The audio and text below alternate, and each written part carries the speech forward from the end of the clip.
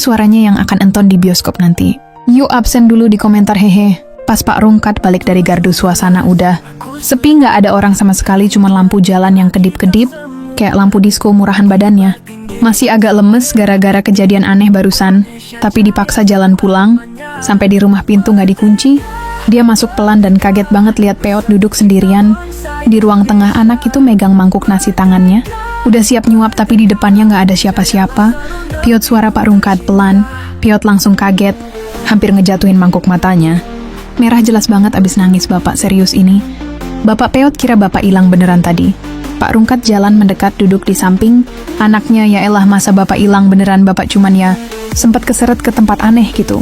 Tempat aneh gimana Pak Peot masih bingung. Akhirnya Pak Rungkat cerita panjang lebar tentang Golok yang tiba nongkrong di jalan tentang dunia lain.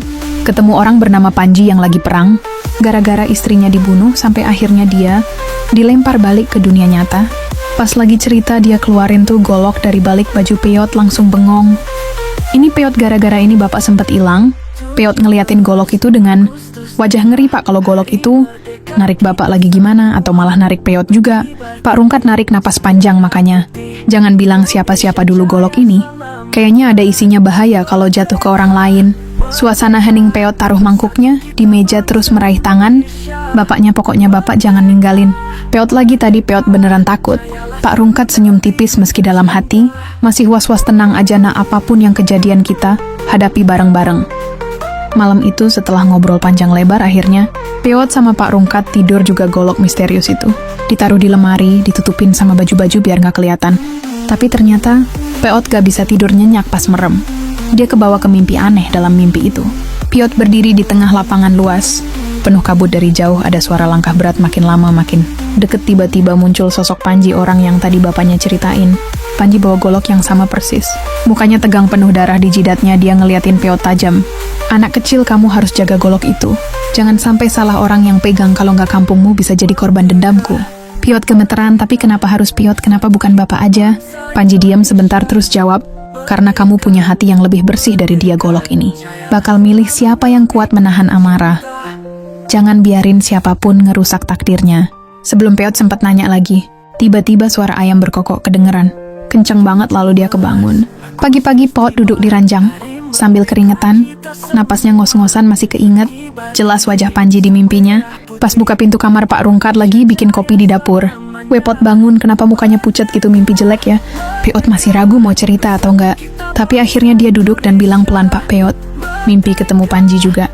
Cangkir kopi di tangan Pak Rungkat langsung berhenti goyang. Hampir tumpah. Apa Panji datang ke mimpimu juga? Peot ngangguk pelan. Iya Pak, dia bilang Golok itu harus dijaga sama Peot. Pak Rungkat langsung bengong matanya kosong ke arah lemari tempat dia nyimpen Golok. Semalam hatinya mulai gak enak.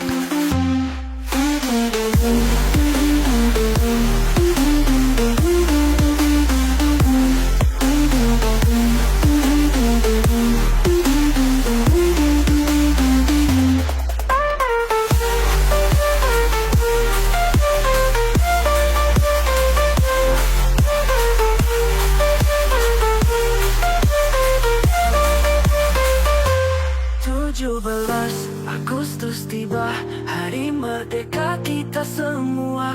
Berkibar tinggi, sang merah putih, Indonesia jaya selamanya.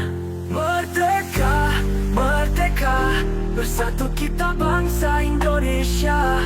Merdeka, merdeka, jayalah seluruh negeriku tercinta.